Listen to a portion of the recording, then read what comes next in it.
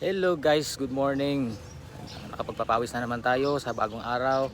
So continue lang yung ginagawa natin. So ito, pawis na pawis pa. So may share lang ako konti sa mga nag-uumpisa pa lang mag content. So huwag kayong malumural dyan kasi kagaya nyo, ganun din ang experience ko. Parang malabo pa sa sabaw ng pusit kasi sa umpisa konti lang yung mga followers mo, konti lang yung viewers mo. Pero may isa akong nakita na personnel ng military dati. Na-inspire ako doon kasi akala ko ano lang, puro ganito lang din yung ginagawa niya. Very limited lang kasi yung kino-content namin kasi yun nga sa nature of job namin.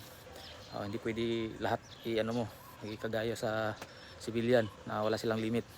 So na-inspire ako sa kanya kasi nga dandahan lumaki yung kanya, yung mga followers niya, viewers niya, 200k na siya ngayon. So that ako din, kaya tiningnan ko yung kanya, yung ginagawa niya, ang sabi niya ganito ang gawin mo. So in-apply ko, kagaya nito ngayon, in-apply ko lang din. Ginagawa ko pag may dumadaan sa akin na video sa wall ko, nagla-like, comment and share lang ako. So sa pag-like mo and follow sa kanila, nagko-comment ka, nakikita ka doon. So nagko-comment at saka nagpa-follow din sila sa iyo. So ang nangyayari, halos yung follower ko pati yung pina-follow ko halos magkapantay lang sila, pero hindi mo lang makikita sa profile ko. So ganun lang yung ginagawa ko. So same lang din siguro sa kanila kasi hindi man tayo nakapag-upload ng mga viral videos talaga na kung saan magbo-boost yung video mo na makakuha siya ng maraming followers. So sa mga bago dyan, okay, malumural, follow, like and comment lang kayo. Good morning guys. Hello guys, good morning. Nakapagpapawis na naman tayo sa bagong araw. So continue lang yung ginagawa natin. So ito, pawis na pawis pa. So may share lang ako konti sa mga nag-uumpisa pa lang mag content.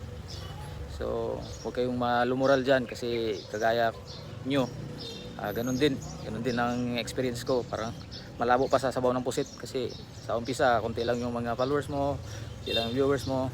Pero may isa akong nakita na personnel ng military dati. Na-inspire ako doon kasi akala ko ano lang, puro ganito lang din yung ginagawa niya. Very limited lang kasi yung kino-content namin kasi yun nga sa nature of job namin. Hindi pwede lahat i-ano mo, kagaya sa civilian na wala silang limit. So na-inspire ako sa kanya kasi nga dandahan lumaki yung kanya, yung mga followers niya, viewers niya, 200k na siya ngayon.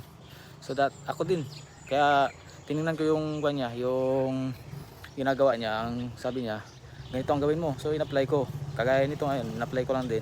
Ginagawa ko pag may dumadaan sa akin na video sa wall ko,